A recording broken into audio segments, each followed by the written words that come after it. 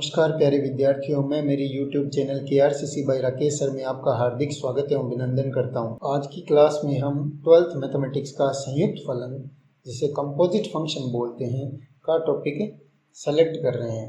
ये लेते हैं, हम स्टेप बाय स्टेप इसको जानने का प्रयास करते हैं। तो संयुक्त फलन, जैसा कि चैप्टर के नाम से विदित है, संयुक्त फलन कंपोजिट फंक्शन, तो इसे समझने के लिए पहले फलन को समझना अनिवार्य है। तो फलन या फंक्शन क्या है, इसको देखते हैं। फलन या फंक्शन, तो ये दो समुच्चों के बीच में एक रूल होता है। तो इसमें परिभाषा डेफिनेशन निम्न प्रकार से दी हुई है। एक समुच्चय ए से दूसरे समुच्चय बी में परिभाषित फलन, फंक्शन ओब्लिक प्रतिचित्रण, जिसको मैपिंग बोलते हैं, प्रतिचित्रण एफ एक ऐसा नियम है, रूल है, जिसके अंतर्गत ए का प्रत्येक अवयव, ध्यान दे, ए का प्रत्येक अवयव बी के अद्वितीय अवयव से अर्थात यूनिक एलिमेंट से संबंध हो। अर्थात समुच्चय ए से बी में परिभाषित फलन एक ऐसा नियम है जिसके अंतर्गत ए का प्रत्येक अवयव बी के अद्वितीय अवयव से संबंधित हो, तो एफ को हम फलन कहेंगे। और ए को क्या कहते हैं, प्रांत कहते हैं। ए को प्रांत, जिसको डोमेन कहा जाता है, बी को सह प्रांत, को डोमेन कहते हैं। और ए का अवयवों का एफ इमेज सेट है, जिसको बोलते हैं ए के अवयवों का प्रतिबिंब समुच्चय। तो प्रांत ए क्या है, प्रांत है, तो प्रांत के अवयवों का प्रतिबिंब समुच्चय, जिसको हम परिसर कहते हैं, रेंज सेट कहते हैं। प्रांत के अवयवों का प्रतिबिंब समुच्चय इमेज सेट है। और इसे नियम रूप में ऐसे लिखा जाता है, एफ सच दैट ए से बी सच दैट, इस प्रकार है कि F is equal to B, अर्थात ए की एफ इमेज किसके बराबर है, बी के बराबर। फॉर ऑल, इसको बोलते हैं for all A belongs to A के प्रत्येक अवयव के लिए ऐसा है, अर्थात ए का कोई भी अवयव खाली नहीं रहेगा। अब चित्रात्मक निरूपण में एक उदाहरण आपके समक्ष प्रस्तुत है कि एक समुच्चय ए में 4 अवयव है, A1, A2, A3, A4, और एक अन्य समुच्चय है बी में B1, B2, B3, B4 है। इनके मध्य एफ रूल एक नियम है, कनेक्टिविटी है। एफ एक रूल है जिसके अंतर्गत A1 का अप्रतिबिंब, इमेज बोलते हैं, A1 का अप्रतिबिंब B1 है, और A2 का अप्रतिबिंब कौन है, B2 है। A3 और A4 की एफ इमेज A3 और A4 की B3 है, और B4 किसी की भी एफ इमेज नहीं है।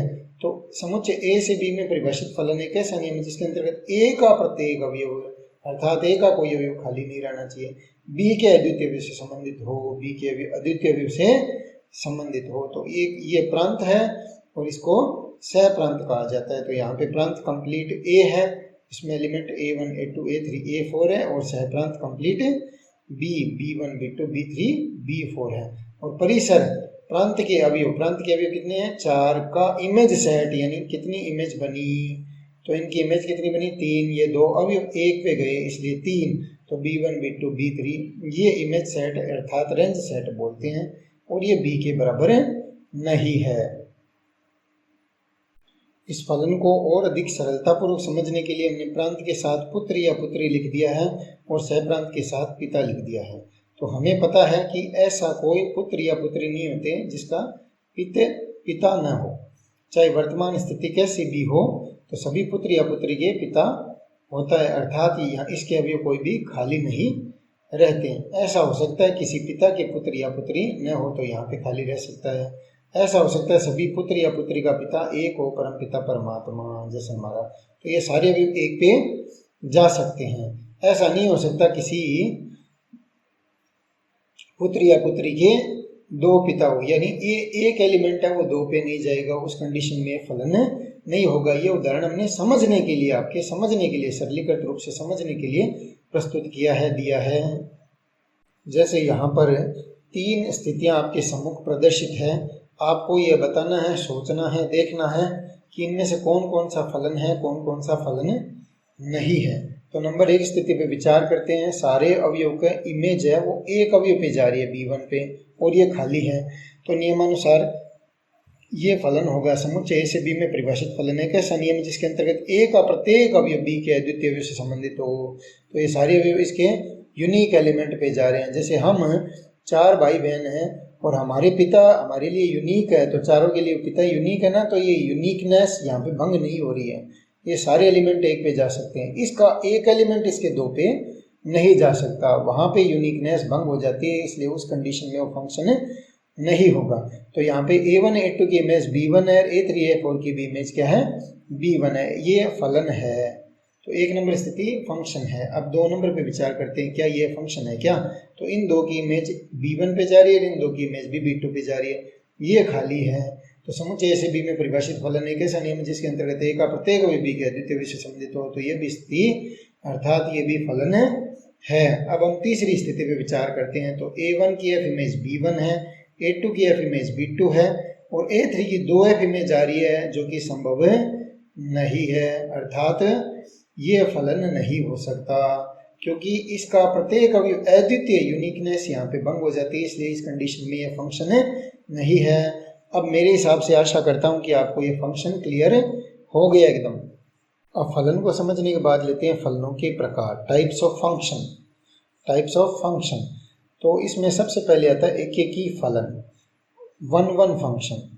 तो ये फलन होना अनिवार्य है, जैसे महापुरुष के लिए पुरुष होना अनिवार्य है, तो ऐसे एकेकी फलन के लिए तो फलन की शर्तें होगी, एकेकी कुछ विशेष शर्त इसमें ऐड कर दी गई है, इसलिए इसका नाम एकेकी फलन, जिसको वन वन फंक्शन बोलते हैं, वन वन फंक्शन। तो इस नाम से ही आप समझ सकते हैं एक एक ही फलन वन वन फंक्शन। तो एक फलन एफ सच दैट ए से बी में एक एक ही कहलाता है यदि एक्स वाई जो ए के हैं अर्थात प्रांत के हैं। और ये दो प्रकार से परिभाषाएं हो सकती है इसकी। तो ये दोनों डेफिनेशन आपके सम्मुख दी जा रही है, प्रस्तुत है कि इनके प्रांत के जो अवयव है एक्स वाई वो दोनों अलग अलग है, बराबर नहीं है, तो उनकी इमेज भी बराबर नहीं होनी चाहिए, अर्थात अलग अलग अवयव की अलग अलग इमेज, अलग अलग अवयव अलग अलग तो इमेज भी अलग अलग है। और एक इधर से सहप्रांत से चला हुआ है तो इमेज एक्स और वाई की इमेज समान तो अवयव भी समान। ये थोड़ी सी टिपिकल डेफिनेशन है, इसको आपको ध्यान से समझना है। तो यहाँ पे एक चित्रात्मक निरूपण के द्वारा उदाहरण दिया हुआ है। तो ए और बी दो सेट बनाए, उनके बीच में एफ एक रूल है, तो ये फलन है, परिभाषानुसार ये फलन है, क्योंकि इसका प्रत्येक अवयव इसके अद्वितीय अवयव से संबंधित है। अब हम ये देखते हैं क्या ये एकेकी भी है क्या, क्या यह एकेकी है क्या। तो इसके दो अलग अलग अवयव लेते हैं, उनकी इमेज अलग अलग है क्या। इसके साथ ये लेते हैं तो इनकी इमेज अलग अलग है, इसके साथ ये लेते हैं, इसके साथ ये लेते हैं, इसके साथ ये लेते हैं, इसके साथ ये लेते हैं। चार में से दो दो चुनने के 6 तरीके हुए, उसके अकॉर्डिंग देखा तो सारे अलग अलग है। तो अलग अलग अवयव अलग अलग इमेज। तो यहाँ पे जैसे B1 के बराबर कर सकते हैं, तो इमेज बराबर तो उनकी अभी भी बराबर है, तो ये दूसरी डेफिनेशन भी सार्थक है यहाँ पर बैठती है। तो एक ही की फलन किसे कहते हैं, अलग अलग अवयव की अलग अलग इमेज, इमेज समान तो अवयव समान, अवयव अलग अलग तो इमेज भी अलग अलग, इसको प्रांत और इसको सहप्रांत बोलते हैं। अब एक ही में भी सहप्रांत का अवयव खाली रह सकता है। अब जो फलन एक एक ही नहीं होते वो बहु एक एक ही, उसको बोलते हैं मैनी वन, अर्थात बहुत सारे एक पे जाए, उसको मैनी वन फंक्शन बोलते हैं।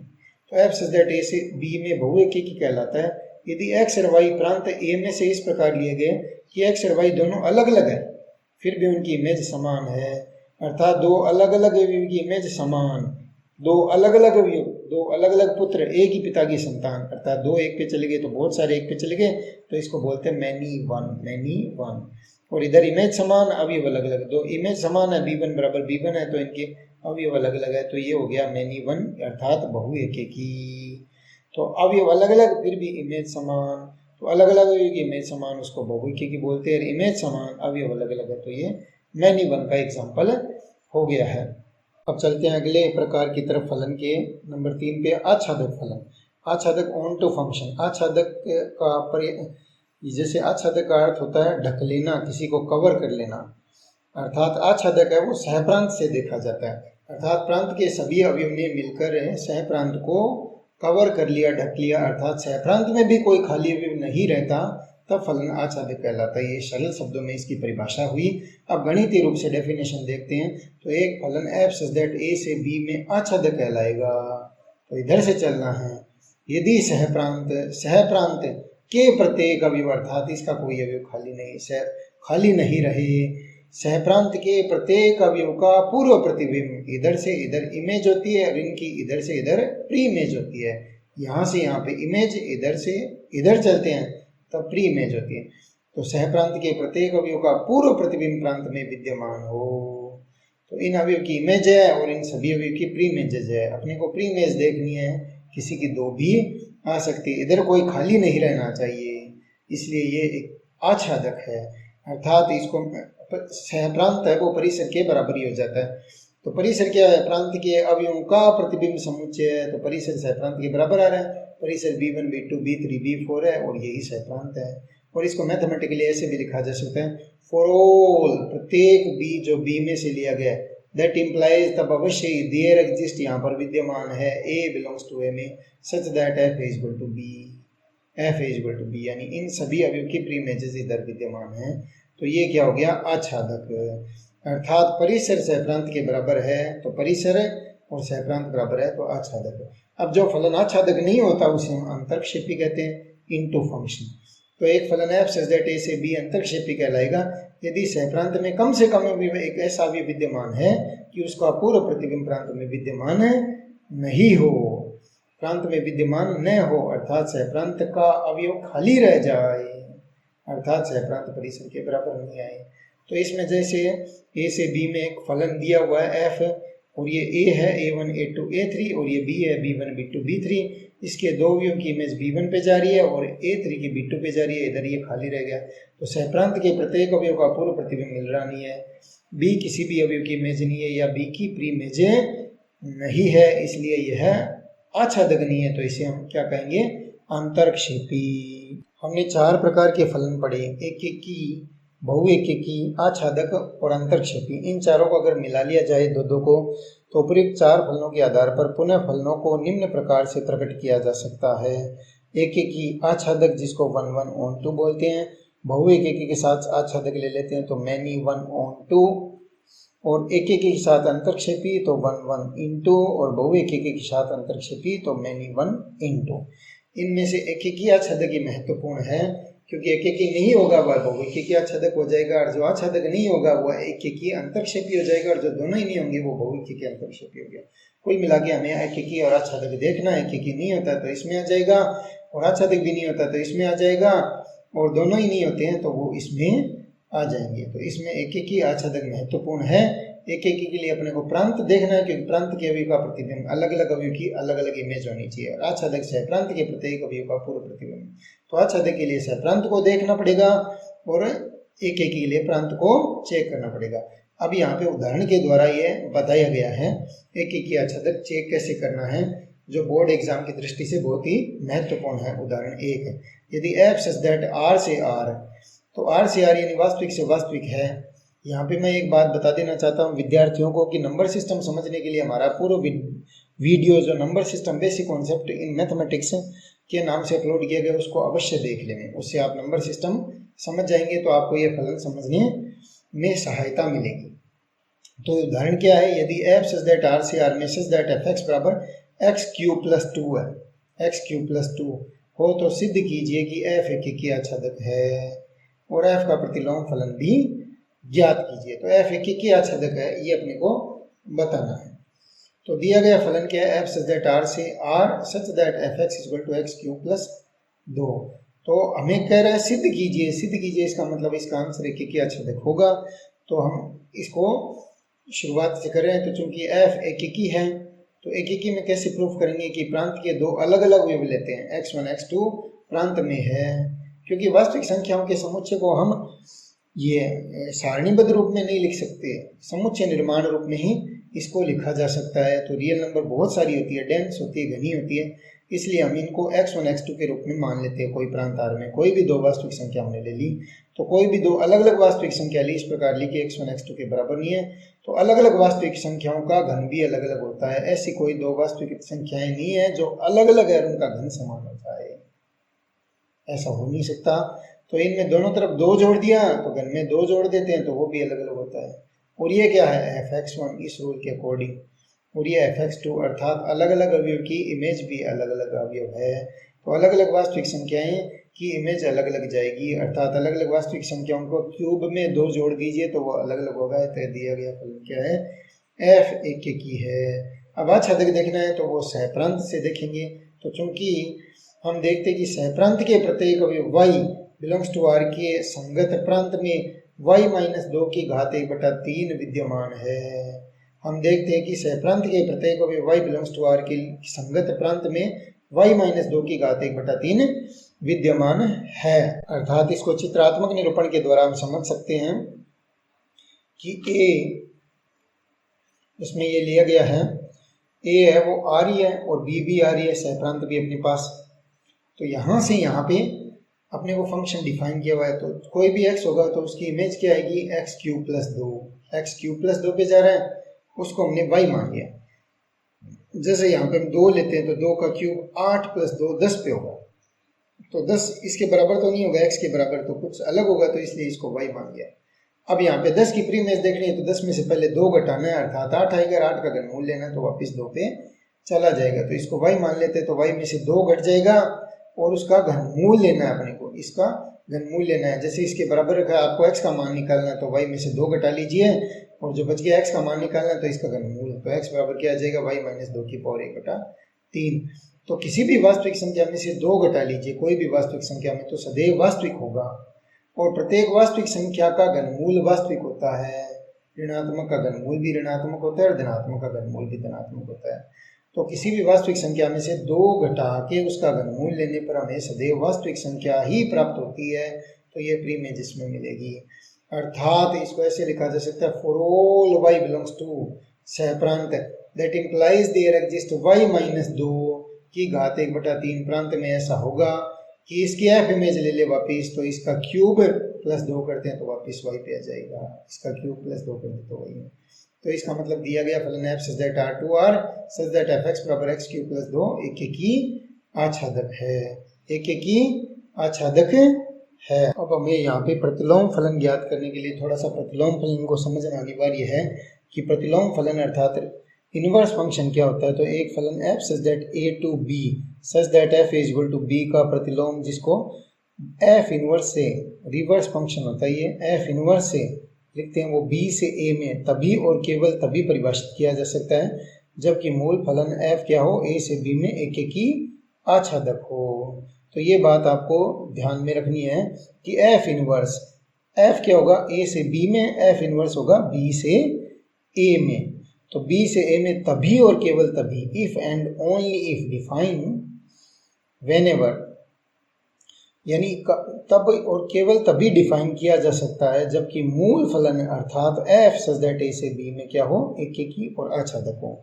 तो हम अब इन 3 स्थितियों पर विचार करके देख लेते हैं, क्या सिर्फ एक की होने की कंडीशन में प्रतिलोम फलन परिभाषित किया जा सकता है, क्या केवल आच्छादक होने की कंडीशन में प्रतिलोम फलन परिभाषित किया जा सकता है, यदि दोनों हो तो क्या किया जा सकता है क्या। तो नंबर 1 पे लेते हैं हम, ये एक की ले रहे हैं, तो इसमें आपको दिख रहा है कि एक की मतलब अलग अलग अवयव की इमेज अलग अलग है। तो a में 4 अवयव a1 a2 a3 a4 है, b में b1 b2 b3 b4 b5 है।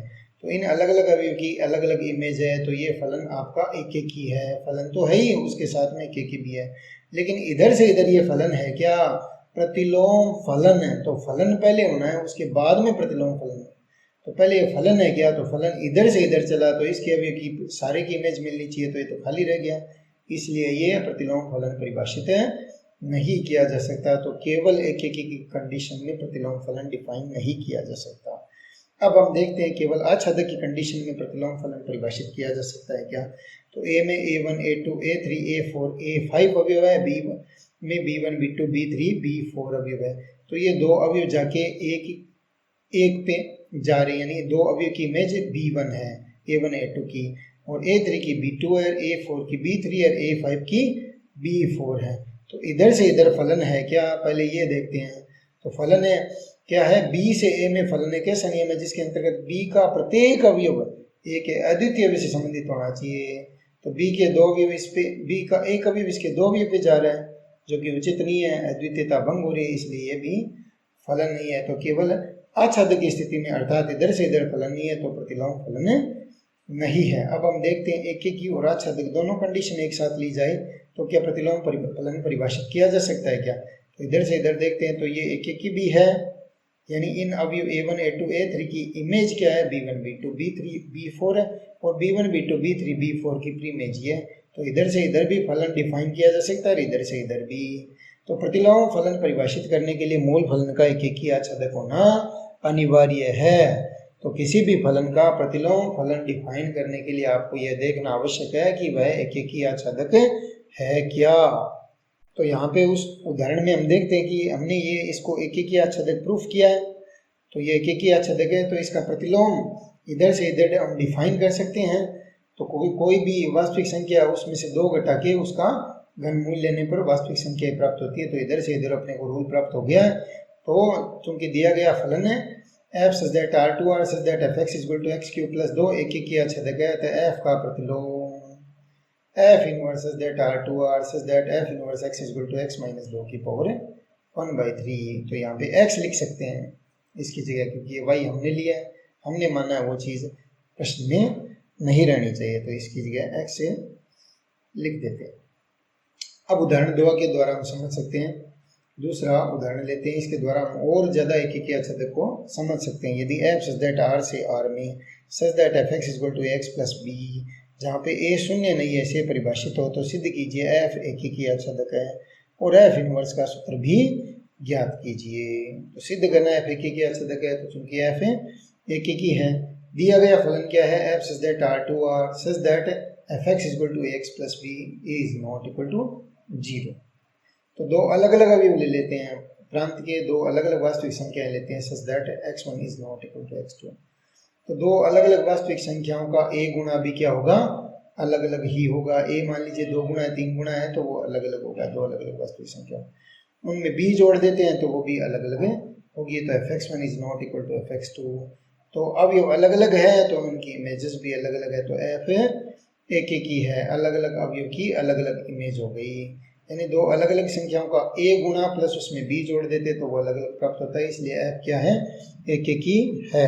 अब f आच्छादक है, आच्छादक सहप्रांत से देखा जाता है, हमें पता है। तो चूंकि सहप्रांत r के प्रत्येक अवयव का पूर्व प्रतिबिंब प्रांत r में विद्यमान है, f आच्छादक है, अर्थात for all r that implies there exists y minus b upon a belongs to r प्रांत में such that कि इसकी f इमेज लेते हैं f y minus b upon a is equal to इसका a गुणा प्लस b जोड़ देते तो y आ जाएगा, अर्थात सहप्रांत परिसर के बराबर है। तो दिया गया फलन आच्छादक है। इसको हम चित्रात्मक निरूपण के द्वारा भली भांति समझ सकते हैं। जैसे कोई x है तो x की इमेज यहाँ पे क्या होगी, ax प्लस b, तो वह x तो नहीं होगा, उसके अलावा ax प्लस b आएगी, उसको हम y मान लेते हैं। तो y की प्री इमेज अर्थात x निकालना है, तो y की प्री इमेज है, तो x की इमेज y है, तो y की प्री इमेज कौन होगा, x। तो x का मान निकालते हैं, तो यहाँ पे क्या आएगा, y के पदों में y माइनस b, तो इधर ये इधर ले जाते हैं b और a का भाग दे देते हैं, तो y minus B upon a is equal to x हो गया, तो f इनवर्स y। तो इधर कोई भी वास्तविक संख्या उसमें से b घटा के a का भाग देने पर वास्तविक ही प्राप्त होती है, क्योंकि y एक वास्तविक संख्या है, उसमें से b घटा दीजिए तब a ही प्राप्त, भाग दे दें a का तो x प्राप्त होगी। तो यही बात यहाँ पे लिखिए, for all y belongs to r that implies there exist y minus B upon a r प्रांत में है सच दैट f है y minus B upon a is equal to इसका a गुणा हो जाएगा y minus B upon a into a plus b is equal to y, अर्थात सहप्रांत is equal to परिसर। तो इस चित्र के द्वारा हम इसको भली भांति समझ सकते हैं। अतः f आच्छादक है, चूंकि f एकीकीय आच्छादक है, अतः f का प्रतिलोम फलन परिभाषित किया जा सकता है। एकीकीय भी है, आच्छादक भी है, तो इधर से इधर हम प्रतिलोम फलन डिफाइन कर सकते हैं। तो प्रतिलोम फलन का रूल क्या होगा, यहाँ पे x लिख देते हैं, तो f सच दैट है, यहाँ से यहाँ पे हो गया सहप्रांत से प्रांत में f inverse such that r से r such that f inverse x is equal to x minus B upon a, ये हो गया प्रतिलोम फलन का नियम। अब आज के लिए इतना ही।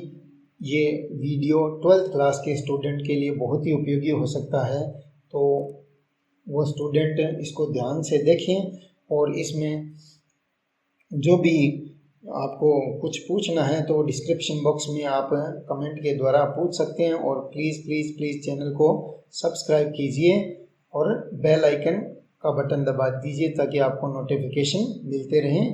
और टिल देन जय श्री राम।